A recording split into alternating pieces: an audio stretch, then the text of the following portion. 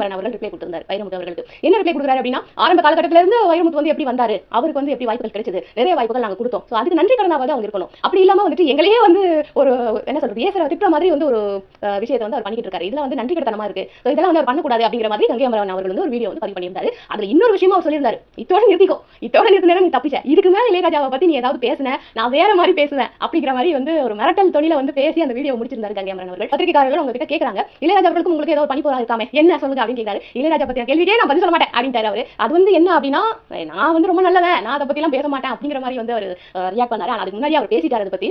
And இன்னொரு விஷயம் என்ன அப்படின்னா, அந்த விஷயத்தை வந்து அவர் பேசலையே தவிர இன்னொரு விதமா அந்த கேள்வி கேட்டாங்க. அது எம்எஸ்வி வந்து கிரேட்டா, கண்ணதாசன் அவர்கள் கிரேட்டா அப்படின்னு சொல்லிட்டு அதே இடத்துல கேள்வி கேட்கும்போது அதுக்கு ரிப்ளை பண்ணார். அதாவது நான் டைரக்டா இளையராஜா பேச மாட்டேன், ஆனா அதே இடத்துல வந்து நீங்க வேற யாரையாவது வச்சு கேள்வி கேட்டீங்கன்னா அந்த இடத்துல நான் வந்து ரிப்ளை பண்ணுவேன், அந்த ரிப்ளை மூலமா நான் இளையராஜா வந்து தாக்கி பேசுவேன் அப்படின்னு சொல்லிட்டு அந்த மாதிரி ஒரு ரிப்ளை பண்ணியிருந்தாரு. அது இளையராஜா அவர்களுக்கும் வைரமுத்து அவர்களுக்கும் இடையிலான ஒரு பனிப்போர் இருக்கு அப்படின்னு நம்ம சொல்றோம் கிடையாது.